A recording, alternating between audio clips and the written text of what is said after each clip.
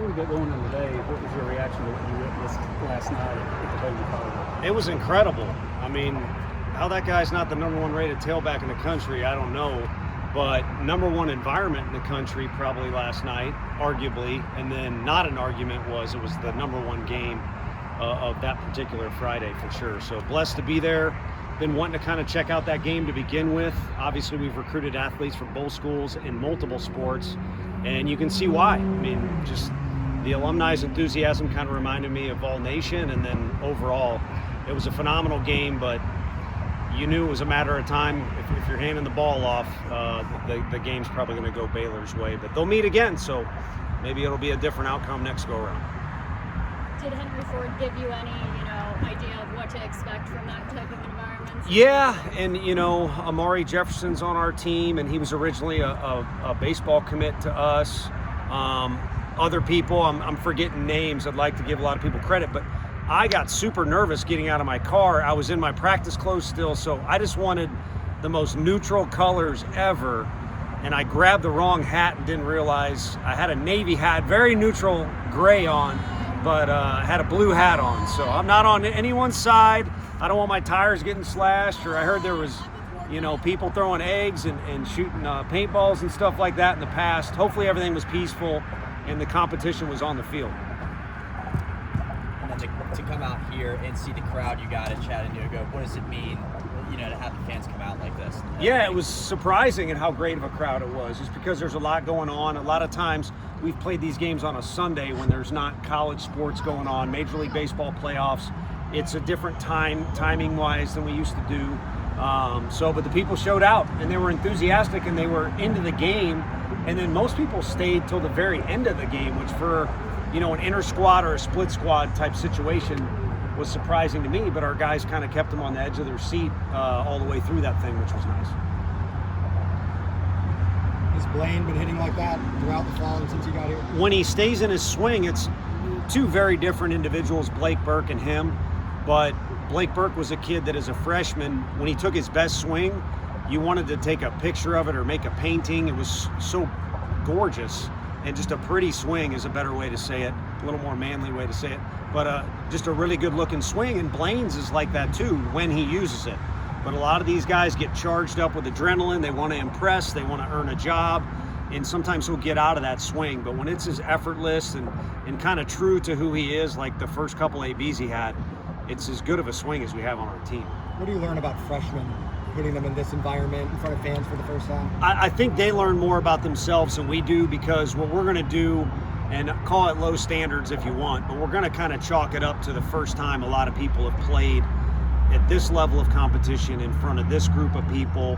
And then, there's a sense to want to, the people show out, there's a sense to want to kind of give them their money's worth. And so all those factors involved, when you combine it, maybe being the guy's first time, whether it's Appy starting the game or Ethan Moore's at second, all the freshmen that played today, I don't want to say it's a mulligan, but they need reps.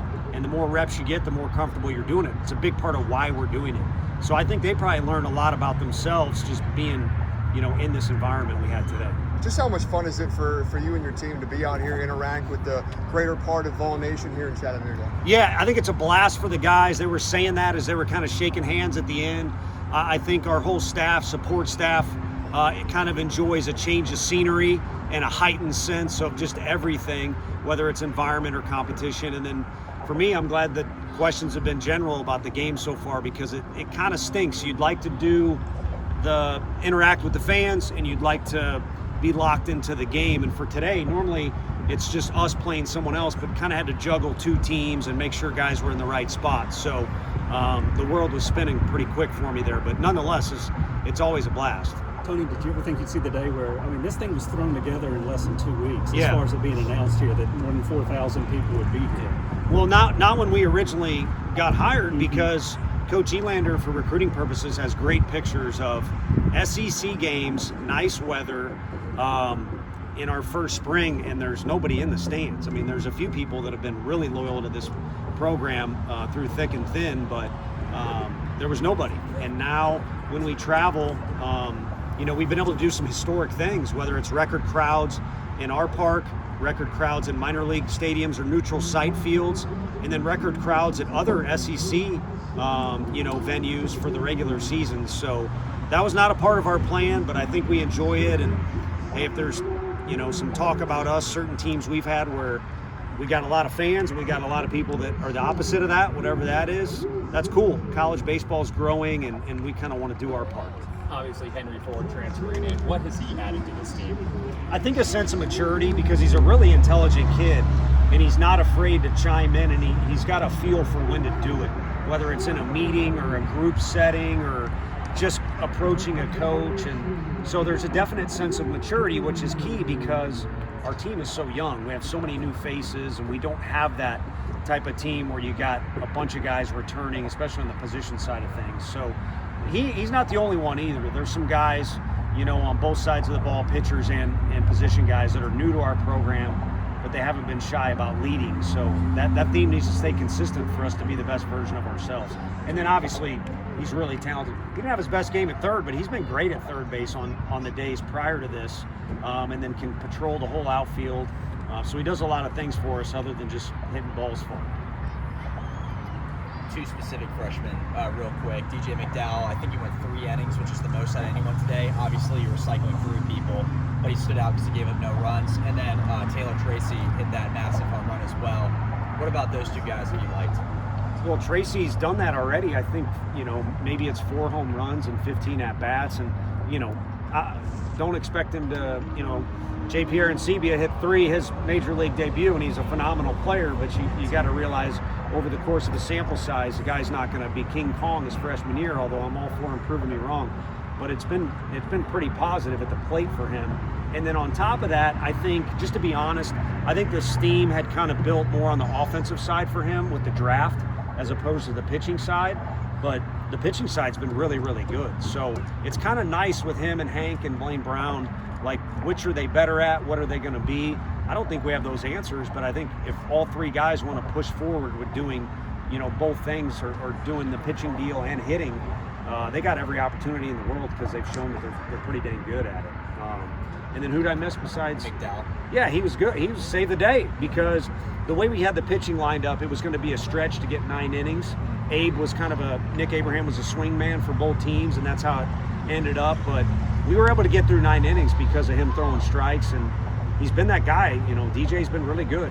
First inning, he got batted around real good at Lindsey Nelson Stadium, but he's never stopped throwing strikes, and for the most part, he's gotten outs.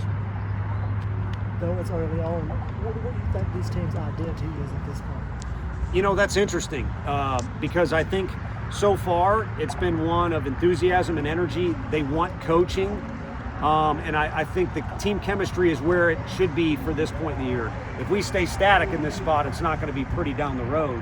But those are just some thoughts that roll out. I'm hopeful I'm right about the pitching. I think much more than last year, we'll have some guys that'll be excited about their role, and we'll have some pieces as opposed to just who's the next best guy. It's a lot to put together a full SEC weekend on the mound. And then offensively, whether it's Coach Q, Coach Elander, or our guys just working hard, we've done well on the offensive side in our time in Knoxville, and we want to keep that momentum going. And I think if you just base it off today, there were some really good-looking swings.